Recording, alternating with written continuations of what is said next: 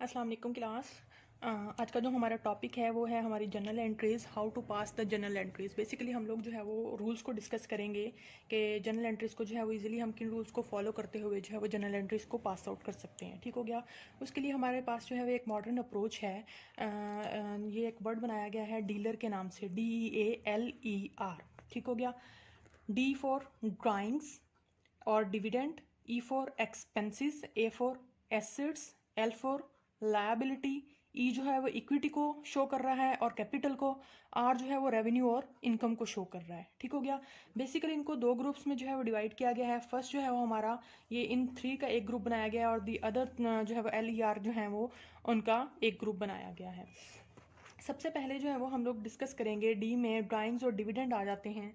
तो हमारे पास जो है वो ड्राइंग्स क्या होती हैं। ड्राइंग्स जो है, जब एक ऑनर जो है वो एक बिज़नेस को स्टार्ट करता है, ठीक है, तो बिज़नेस में इन्वेस्टमेंट करता है। ठीक है, तो बेसिकली जो ऑनर बिज़नेस में इन्वेस्टमेंट करता है इसको हम लोग बोलते हैं capital.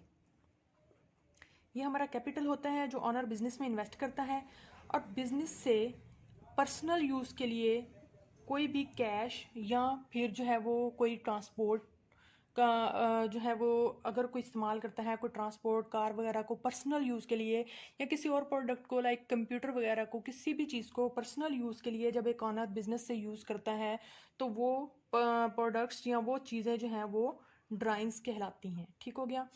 On the other side हमारे पास आ जाता है डिविडेंड। अब डिविडेंड जो है बहुत बड़ी बड़ी कंपनीज में जो है वो एक एक बंदा या कुछ लोग जो है वो एक कंपनी को नहीं रन आउट कर रहे होते। बहुत सारे लोग जो होते हैं, बहुत सारे शेयर होल्डर जो होते हैं वो इन्वेस्ट करते हैं एक कंपनी में। ठीक है, तो बेसिकली वो शेयर होल्डर जो होते हैं वो एक कंपनी के ऑनर होते हैं। ठीक हो गया। अब जब शेयर होल्डर जो हैं वो कैपिटल इन्वेस्ट करते हैं एक कंपनी में और कंपनी जो है at the end of the period profit generate करती है, तो वो प्रॉफिट को जो है वो शेयर किया जाता है। डिविडेंड शेयर होल्डर्स को शेयर किया जाता है और उस प्रॉफिट को जो है वो डिविडेंड बोलते हैं। ठीक हो गया। उसके बाद आ जाता है हमारे पास एसिड्स। हमारे एसिड्स क्या हैं। Assets basically gives future economic benefit like machinery, building, cash, bank. Machinery और बिल्डिंग जो है वो हमारे फिक्स्ड एसेट्स में आ जाता है, जबकि कैश और बैंक जो है वो हमारे करंट एसेट्स में आ जाता है। एसेट्स बेसिकली हमारे इकोनॉमिक रिसोर्सेज होते हैं जो कि हमारे लिए फ्यूचर इकोनॉमिक बेनिफिट जो है वो हमें देते हैं। ठीक हो गया। लाइक मशीनरी है, अगर उसको यूटिलाइज किया जाता है तो किसी भी प्रोडक्ट्स को परचेज करने के लिए या मैन्युफैक्चरिंग के लिए अगर उसको यूज़ किया जाता है, एक बिजनेस जो है वो उसको यूज़ करता है, तो वो हमें जो है वो फ्यूचर इकोनॉमिक बेनिफिट्स देगी। लाइक 5 साल 10 साल तक तो है वो जो है वो वर्क करेगी। ठीक है। उसके बाद आ जाता है इसी तरह से बिल्डिंग को हम देख लें तो बिल्डिंग भी अगर हम लोग जो है वो अपने बिजनेस पर्पस के लिए बिल्डिंग यूज़ कर रहे हैं, हम लोगों ने बिल्डिंग परचेज़ की है या बिल्डिंग जो है वो रेंट पे हम लोगों ने ली हुई है, तो वो फॉर लॉन्ग टर्म जो है वो हम उसको यूटिलाइज कर रहे होते हैं, तो वो हमारे बिजनेस के लिए हमें इकोनॉमिक बेनिफिट्स जो है वो देती हैं, तो इसलिए हम लोग जो है उनको एसेट्स बोलते हैं। उसके बाद जो आ जाता है हमारे पास नंबर सेकंड पे जो आ जाता है हमारे पास है एक्सपेंसेस। ठीक हो गया। तो एक्सपेंसेस क्या है। Cost of operation incurs to generate revenue from which no future benefit is expected. अब कॉस्ट ऑफ ऑपरेशन जो डेली डे टू डे जो है वो ऑपरेशंस हो रहे होते हैं किसी भी बिजनेस में, ठीक है, तो उसको जो है वो उसके लिए जो कॉस्ट इनकर की जाती है रेवेन्यू जनरेट करने के लिए, वो ऑपरेशंस रेवेन्यू जनरेट करने के लिए, ताकि at the end of the period हम लोगों को प्रॉफिट्स मिल सकें, रेवेन्यू मिल सके हमारी ऑर्गेनाइजेशन को। तो उसके लिए जो कॉस्ट जो है वो ऑपरेशंस की इनकर की जाती है उसको हम लोग एक्सपेंसेस बोलते हैं। लाइक इलेक्ट्रिसिटी बिल अगर हम लोग पे कर रहे हैं, ठीक है, या फिर हम लोग रेंट पे कर रहे हैं, तो ये सारे हमारे जो है वो सैलरीज हो गई, ये सारे हमारे एक्सपेंसेस में आता है। इसके लिए हमें जो है वो कोई फ्यूचर बेनिफिट के लिए ये यूटिलाइज नहीं होते हैं, हमें कोई फ्यूचर बेनिफिट नहीं देते हैं। ये हम लोगों को सिर्फ जो है वो ऑन द स्पॉट, लाइक हम लोगों ने बिल जो है वो पे कर दिया है, तो फॉर 1 मंथ जो है वो हमने 1 मंथ का बिल पे कर दिया है और 1 मंथ के लिए हमें जो है वो बेनिफिट दिया है इसने। ठीक है, ये हमारे एक्सपेंसेस में आएगा। और उसके बाद जो आ जाता है वो लायबिलिटी आ जाती है हमारे पास। लायबिलिटी हमारे पास क्या है। A present obligation of past event, you get loan from bank, you have to pay after some period. आप लोग जो है लायबिलिटी हमारी जो होती है वो ऑब्लिगेशन होती है। ठीक है, हम लोग ने जो है वो अगर हमारा बिजनेस जो है वो बैंक से लोन ले रहा है और उसने जो है आफ्टर सम पीरियड जो है उस बैंक को लोन रिटर्न भी करना है। तो इस सेंस में जो है ये हमारी लायबिलिटी बन जाती है। ठीक हो गया। नेक्स्ट आ जाएंगे, रेवेन्यूज क्या होते हैं। It is the gross inflow of cash, gain, benefits. Like हम लोगों को जो है वो हमारे रेवेन्यूज जो होते हैं वो हमारे लिए बेनिफिट्स जनरेट करते हैं, हमारे इनफ्लोज होते हैं। ठीक हो गया। हमारा इंटरेस्ट, किसी चीज़ पे हम लोग इंटरेस्ट, इन्वेस्टमेंट पे किसी पे इंटरेस्ट रिसीव कर रहे हैं। ठीक है। हम लोग कोई चीज़ परचेज करते हैं और हमें उसके ऊपर डिस्काउंट मिल जाता है, तो वो हमारा जो है वो इसमें रेवेन्यू में आ जाएगा। और बेसिकली जो है हमारी सेल्स ऑफ गुड्स जो है वो हमारा रेवेन्यू में आता है, कि हम कोई भी सेल्स करते हैं आइटम को, तो वो हमारा बेसिकली जो होता है वो रेवेन्यू होता है। अब हम देखेंगे अपने rules of debit and credit. सबसे पहले ये हमारे वही टू ग्रुप्स हैं कि हमारे पास फर्स्ट ग्रुप में आ जाती हैं ड्राइंग्स, एक्सपेंसेस और एसेट्स, ये हमारे डेबिट बैलेंस होते हैं। ठीक हो गया। और सेकंड में आ जाती है हमारे पास लायबिलिटी, इक्विटी एंड रेवेन्यू, ये हमारे क्रेडिट बैलेंस होते हैं।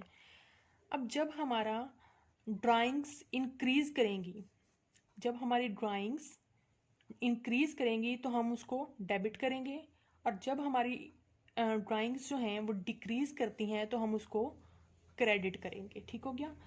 सेकंड पे आ जाता है हमारे पास एक्सपेंसेस। एक्सपेंसेस इंक्रीज होंगे तो डेबिट करेंगे, और एक्सपेंसेस डिक्रीज होंगे तो क्रेडिट करेंगे। ठीक हो गया। उसके बाद आ जाते हैं हमारे पास एसेट्स। एसेट्स हमारे इंक्रीज हो रहे हैं तो डेबिट, और डिक्रीज हो रहे हैं तो क्रेडिट। उसके बाद आ जाती है सेकंड ग्रुप में हमारे पास लायबिलिटी आ जाती है। लायबिलिटी हमारी इंक्रीज होगी तो इसके ऑपोजिट होगा। ठीक है। मतलब यहाँ पर हमारी जो फर्स्ट ग्रुप के जो है वो डेबिट हो रहे थे, तो इंक्रीज होने से डेबिट हो रहे थे, तो यहाँ पर हमारे सेकंड ग्रुप जो है वो इंक्रीज होने से क्रेडिट होगा। लायबिलिटी हमारी इंक्रीज होगी तो क्रेडिट, और डिक्रीज होगी तो डेबिट। इक्विटी हमारी इंक्रीज होगी तो क्रेडिट, डिक्रीज होगी तो डेबिट। और इसी तरह से रेवेन्यूज जो है वो हमारे इंक्रीज होंगे तो क्रेडिट, और डिक्रीज होंगे तो डेबिट। ये इसके रूल्स हैं और इसी रूल्स को हमने फॉलो करना है। इसमें कोई ऐसी बात नहीं है कि जो है वो हम अपनी तरफ से उसको कोई चीज़ अज्यूम कर लें, ऐसा कुछ नहीं है। अब हमारे पास जो है वो जनरलाइजिंग करने की टेक्निक्स क्या क्या हैं। सबसे पहले जो है वो हम लोगों ने एनालाइज द ट्रांजैक्शन, हम लोगों ने ट्रांजैक्शन को देखना है और उसको एनालाइज करना है। ठीक है। सेकेंडली हमारे पास आ जाती है identify at least 2 account involve. ठीक है। जो अकाउंट इसमें इन्वॉल्व हैं, लेट्स सपोज अगर हम लोगों ने कोई रेंट पे कर रहे हैं तो रेंट हमारा एक्सपेंस है। ठीक है। रेंट हमारा एक्सपेंस में आ जाता है, तो पे हम क्या कर रहे हैं, कैश पे कर रहे हैं। कैश से पे कर रहे हैं तो कैश हमारा एसेट आ जाता है। मतलब दो उसमें जो है दो अकाउंट्स पे जो है वो इफेक्ट आएगा इसका, तो उसको हमने आइडेंटिफाई करना है कि हमारा जो है हर एंट्री का कोई भी ट्रांजेक्शन है उसका किस किस अकाउंट पे जो है वो इफेक्ट जा रहा है, कौन कौन से अकाउंट उसमें इन्वॉल्व हैं। ठीक हो गया। उसके बाद आ जाता है हमारे पास find in which category each of them fall in, कि किस कैटेगरी में फॉल आउट कर रही है। लेट्स सपोज हमारे पास हम लोगों ने सैलरीज पे करनी है, एक तो हमारे पास सैलरीज का अकाउंट होगा इन्वॉल्व, और दूसरा हमारे पास होगा कैश अकाउंट इन्वॉल्व होगा। ठीक है। अब सैलरीज जो होती हैं वो हमारा एक्सपेंस होता है, हम एक्सपेंस के ऊपर इफेक्ट आएगा इसका। ठीक है। उसको करेंगे। और सेकंड पे हम लोग कैश है हमारा उसमें इन्वॉल्व, तो कैश हमारा एसेट्स में आता है, तो हम लोग जो है वो एसेट्स के ऊपर इसका इफेक्ट आएगा। हम लोग देखेंगे कि ये किस कैटेगरी में फॉल कर रहे हैं, और एट द एंड देखेंगे हम लोग सी इंक्रीज और डिक्रीज के अगर एसिड पे इफेक्ट आ रहा है तो एसिड इंक्रीज हो रहे हैं तो डेबिट कर देंगे, और अगर एसिड डिक्रीज हो रहे हैं तो क्रेडिट कर देंगे। ठीक है। इसी तरह से सैलरीज एक्सपेंसेस में आ रही हैं, सैलरीज इंक्रीज होंगी तो डेबिट कर देंगे, डिक्रीज होंगी तो हम लोग क्रेडिट में उसको करेंगे। ठीक हो गया। उसके पास यूज़ द रूल्स ऑफ, और फिर एट द एंड जो है ये स्टेप्स को फॉलो करने के बाद हम लोग जो है वो देखेंगे कि हमारा जो है वो क्या उसका जो है एट द एंड इफ़ेक्ट्स क्या आते हैं, किस तरह से हम ट्रांजैक्शन को जो है वो डन करते हैं। उसके बाद आ जाते हैं हमारे पास, हम लोग कुछ एंट्रीज देखेंगे, जनरल ट्रांजैक्शन देखेंगे, और उसको देखेंगे कि क्या क्या इसके जो है किस तरह से इसको पास आउट करना है जनरल एंट्रीज को। सबसे पहली जो है हमारी एंट्री है, David started business with cash ₹1 lakh. ठीक है। डेविड ने एक बिजनेस स्टार्ट किया है 1 लाख रुपीज़ का। ठीक हो गया। उसने एक बिजनेस में इन्वेस्ट किया है, तो हमारा टू साइड पे इफेक्ट आ रहा है। नंबर 1 पे हमारा जो है वो कैपिटल, हमारा बिजनेस का कैपिटल इंक्रीज हो रहा है। ठीक हो गया। और सेकंड पे हमारा कैश भी इंक्रीज हो रहा है। तो अगर हम इसको अपने डेबिट और क्रेडिट रूल्स में देखें कि वहाँ कहाँ कहाँ इफेक्ट आता है, तो सबसे पहले जो है वो हमारा जो है वो कैपिटल को देखेंगे हम लोग, ठीक है, कि कैपिटल जो है वो हमारा इसमें आता है इक्विटी साइड पे, ठीक है। हमारा कैपिटल जो है वो इंक्रीज हो रहा है, कैपिटल हमारा इक्विटी में आता है, ठीक हो गया। इक्विटी हमारी इंक्रीज होगी तो उसको हम करेंगे क्रेडिट। और दूसरा इफेक्ट आ रहा है हमारा कैश, और कैश क्या होता है, हमारा एसेट्स होता है, और एसेट्स हमारे इंक्रीज होंगे तो उसको हम करेंगे डेबिट, ठीक हो गया। इसी तरह से ये एंट्री हमारी पास आउट होगी कि कैश अकाउंट हमारा ₹1,00,000 से डेबिट, और कैपिटल अकाउंट हमारा जो है वो इंक्रीज हो रहा है, हमारी इक्विटी है, और जब हमारी इक्विटी इंक्रीज होती है तो हम उसको क्रेडिट करते हैं, वो भी ₹1,00,000 से क्रेडिट हो जाएगी। और नीचे जो है आप लोगों ने नरेशन कर देनी है, इसकी नरेट कर देना है, started a business with a capital, ठीक हो गया। सेकेंड एंट्री आती है हमारे पास पेड इनटू बैंक। तो बैंक ₹70,000, बैंक में हम लोगों ने पे किया है बैंक को 70,000। तो हमारा किन किन अकाउंट्स पे इफेक्ट जा रहा है, एक हमारा बैंक पे, हमारी दो चीज़ें इसमें इन्वॉल्व होती हैं, एक बैंक इन्वॉल्व हो रहा है, दूसरा हमारा कैश इन्वॉल्व हो रहा है, ठीक है। तो बैंक अकाउंट जो है वो एसिड से बिलोंग करता है, और कैश अकाउंट भी हमारा एसिड से ही बिलोंग करता है। लेकिन एक तरफ एसिड जो है वो इंक्रीज हो रहा है और दूसरी तरफ एसिड जो है वो डिक्रीज। हम लोग बैंक में डिपॉजिट, लेट्स सपोज हम लोग बैंक में डिपॉजिट करवा रहे हैं, तो बैंक इंक्रीज हो रहा है तो हमारा जो है वो कैश डिक्रीज हो रहा है, क्योंकि हम कैश डिपॉजिट करवा रहे हैं, ठीक हो गया। तो जब एसिड इंक्रीज होगा तो उसको डेबिट कर देंगे, और दूसरी साइड पे कैश की सूरत में एसिड डिक्रीज होगा तो उसको हम क्रेडिट कर देंगे। तो इसका क्या एंट्री होगी कि हम लोग बैंक अकाउंट को डेबिट करेंगे अमाउंट 70,000 से, और कैश अकाउंट को क्रेडिट करेंगे अमाउंट 70,000 से। नेक्स्ट हमारे पास एंट्री जो है आ जाती है हमारी बॉट गुड्स फॉर कैश ₹5,000, ठीक हो गया। हम लोगों ने कुछ चीज़ें परचेज की हैं, गुड्स परचेज की हैं 5,000 की। तो जब हम लोग गुड्स परचेज करते हैं तो हम लोग इसको फॉर रीसेल पर्पस के लिए जो है वो यूज़ करते हैं, और जब गुड्स जो हैं वो परचेज की जाती हैं रीसेल पर्पस के लिए तो वो हमारे परचेजेस अकाउंट में आती हैं। एक हमारा इफेक्ट इसका परचेजेस अकाउंट पे जाएगा और एक हमारा जो है वो कैश अकाउंट पे जाएगा। अब परचेजेस जो होते हैं वो बेसिकली हमारे एक्सपेंसेस में इंक्लूड होते हैं, ठीक है, हमारे एक्सपेंसेस होते हैं। अब एक्सपेंसेस जो है वो हमारे परचेजेस अकाउंट क्योंकि इंक्रीज हो रहा है, हम लोगों ने गुड्स परचेज की हैं, तो वो हमारे एक्सपेंसेस अकाउंट में जाएगा। एक्सपेंसेस इंक्रीज होंगे तो क्या होगा, डेबिट होगा। और दूसरी साइड पे हमारे पास जो है वो इसका इफेक्ट आ रहा है कैश पे, ठीक है। तो कैश जो है वो डिक्रीज हो रहा है हमारा, और जब हमारा कैश यानी कि एसेट हमारा डिक्रीज होगा तो हम उसको क्रेडिट करेंगे। तो इसलिए हम इसकी जो है वो एंट्री पास करेंगे कि परचेजेस अकाउंट डेबिट ₹5,000 से, और कैश अकाउंट क्रेडिट ₹5,000 से, ठीक हो गया। उसके बाद नेक्स्ट एंट्री हमारे पास आ जाती है सोल्ड गुड्स ₹50,000। अब सेल्स जब होती हैं तो हम लोगों ने पहले रेवेन्यू में अपने डिस्कस किया है कि हमारे सेल्स ऑफ गुड्स जो होते हैं वो हमारे रेवेन्यूज होते हैं, ठीक हो गया। तो एक तो हमारा जो है वो सेल्स के ऊपर आ रहा है, और दूसरा जो है वो हमारे पास आ रहा है कैश के ऊपर, ठीक है। सेल्स हमारा रेवेन्यू है और कैश जो है वो हमारा एसेट है, ठीक है। तो जब हमारा एसेट इंक्रीज होता है तो हम उसको डेबिट करते हैं, और जब हमारा रेवेन्यू इंक्रीज होता है तो हम उसको क्रेडिट करते हैं।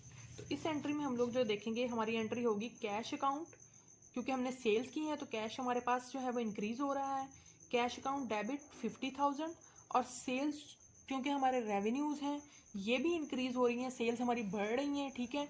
तो ये हमारा रेवेन्यू है, और जब रेवेन्यू हमारा इंक्रीज होता है तो हमने देखा कि जब हमारा रेवेन्यू इंक्रीज होता है तो हम इसको क्रेडिट में करते हैं, ठीक है। और ये हो गया हमारा टू सेल्स अकाउंट क्रेडिट हो जाएगा, और इसकी हम नरेशन कर सकते हैं सेल्स ऑफ गुड या बीइंग सेल्स ऑफ गुड, ठीक है। उसके बाद आ जाते हैं हमारे पास नंबर जो है वो 5 पे, bought goods from x ₹55,000 on credit, ठीक हो गया। हम लोगों ने कुछ जो है वो हमारे बिजनेस ये हमारी ऑर्गेनाइजेशन ने गुड्स परचेज की हैं एक्स से ऑन क्रेडिट ₹55,000, यानी कि उधार पे हम लोगों ने जो है वो गुड्स को परचेज किया है। तो जब हम लोग जो है वो उधार पे गुड्स को परचेज करते हैं तो हमारा इफेक्ट जो है वो इस पे जाएगा एक तो गुड्स को परचेज कर रहे हैं, तो हमने पहले ही डिस्कस किया, जब गुड्स परचेज करते हैं फॉर रीसेल पर्पस के लिए तो हमारे परचेजेस अकाउंट में जाता है। एक हमारा इसका इफेक्ट परचेजेस अकाउंट पे आएगा, और दूसरा हमारा इफेक्ट जो है वो क्रेडिटर अकाउंट पेएबल यानी कि क्रेडिटर पे आएगा, जिससे हमने उधार की हैं, बोरो की हैं। हमारी लायबिलिटी है ये चीज़ कि हमने उसको आफ्टर सम टाइम और आफ्टर सम पीरियड जो है हमने उसको रिटर्न करना है। उसका जो हम लोगों ने उधार पे उठाया हमने कैश जो है वो उनको देना है, ठीक है, हमने पेमेंट करनी है, पेमेंट हम पे उधार है। तो इस सेंस में जो है वो अकाउंट पेएबल भी कर सकते हैं इसको, और टू एक्स अकाउंट भी कर सकते हैं कि अकाउंट टू एक्स जो है वो हमने पे करनी है। तो इसका इफेक्ट हमारा परचेजेस पे जाएगा और एक्स अकाउंट पे जाएगा।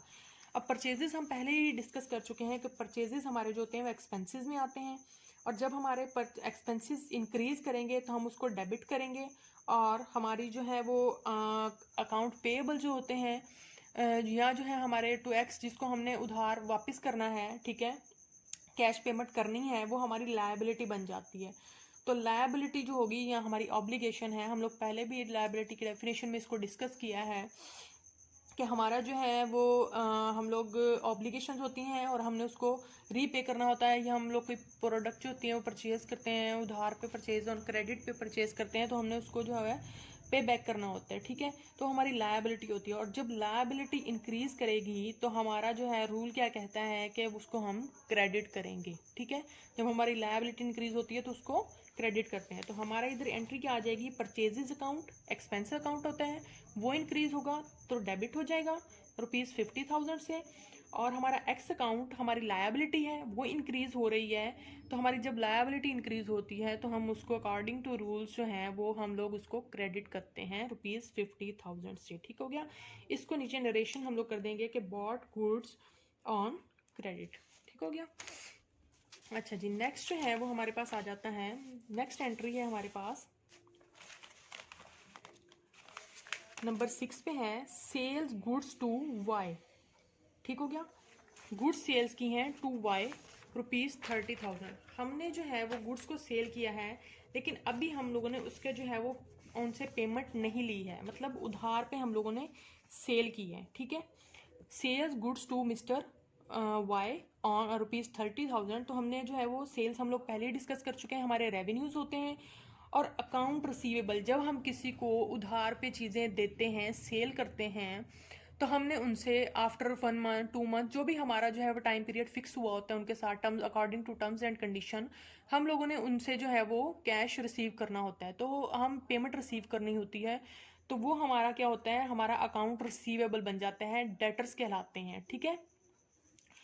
तो इस तरह से हमारे पास वाई अकाउंट और या फिर अकाउंट रिसीवेबल, क्योंकि हमारे पेमेंट अभी आनी है, ठीक है। तो वाई अकाउंट और अकाउंट रिसीवेबल चूँकि हमारे एसिड्स होते हैं, और एसिड्स जब हमारे जो है वो इंक्रीज होंगे तो हम उनको अकॉर्डिंग टू रूल्स डेबिट करेंगे, और सेल्स अकाउंट हमारा जो है वो रेवेन्यू है, तो हम उसको क्या करेंगे, जब इंक्रीज होगा सेल्स अकाउंट हमारा इंक्रीज हो रहा है तो हम उसको क्रेडिट कर देंगे। तो इस तरह से एंट्री क्या पास करेंगे, वाई अकाउंट या अकाउंट रिसीवेबल डेबिट, और to sales account credit ₹30,000, sale goods on credit, ठीक हो गया।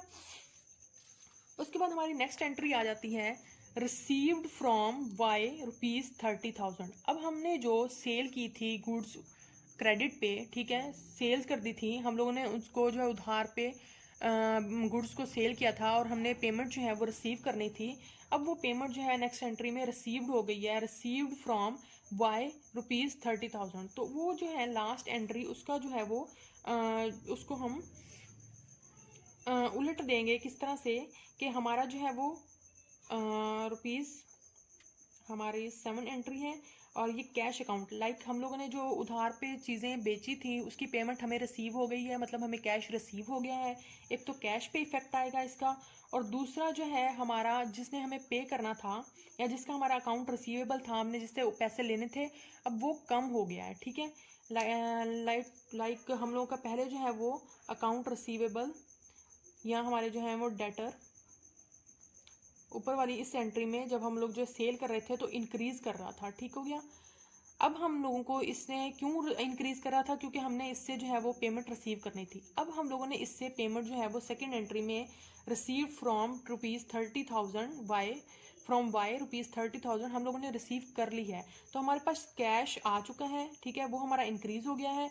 अब ये चीज़ जो है हमारे पास ये हो जाएगी डिक्रीज, और जब ये डिक्रीज होगी तो ये भी हमारा एसिड्स है और कैश भी हमारा एसिड है।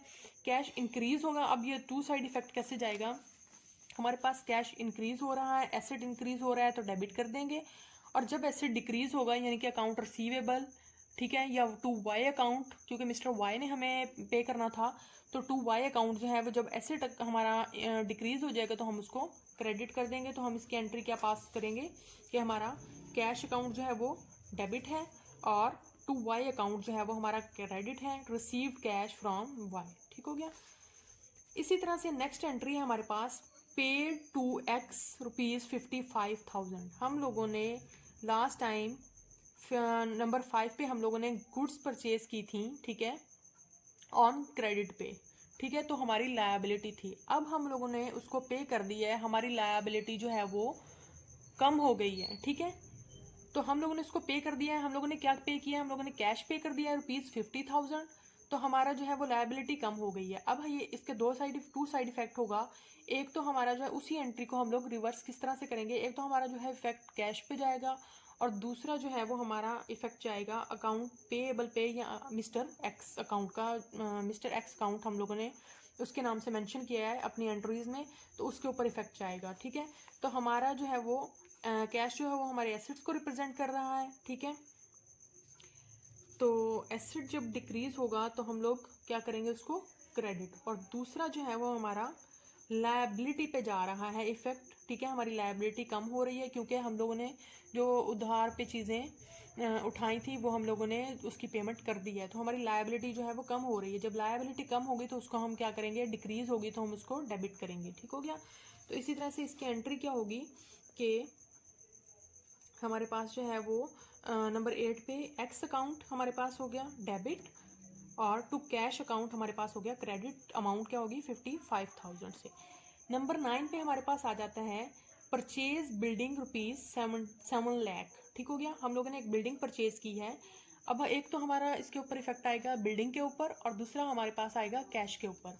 अब बिल्डिंग और कैश जो है वो दोनों हमारे एसेट्स में आ जाते हैं, ठीक है। एक तरफ एसिड इंक्रीज हो रहा है बिल्डिंग की सूरत में, ठीक हो गया, और एक तरफ कैश की सूरत में एसिड जो है वो डिक्रीज हो रहा है। तो एसिड इंक्रीज होगा तो उसको डेबिट कर देंगे और एसिड डिक्रीज होगा तो उसको क्रेडिट कर देंगे, ठीक हो गया। तो इस तरह से हम लोग एंट्री क्या पास आउट करेंगे, बिल्डिंग अकाउंट ₹7 लाख डेबिट और to cash account ₹7 lakh credit, ठीक है, और नरेशन क्या कर देंगे इसकी, परचेज बिल्डिंग, ठीक हो गया। उसके बाद लास्ट एंट्री है हमारे पास सोल्ड फर्नीचर ₹30,000। हमने फर्नीचर सेल किया है 30,000 का, तो हमारे पास फर्नीचर के ऊपर आएगी इसकी एंट्री और कैश के ऊपर। हम लोगों को कैश हम लोगों ने गेन किया है, ठीक है। तो कैश में हमारे पास क्या आएगा, कैश हमारा एसिड्स है, एसिड इंक्रीज होगा तो डेबिट करेंगे, और फर्नीचर हमारा जो है वो भी हमारा टू फर्नीचर अकाउंट जो है वो क्रेडिट करेंगे।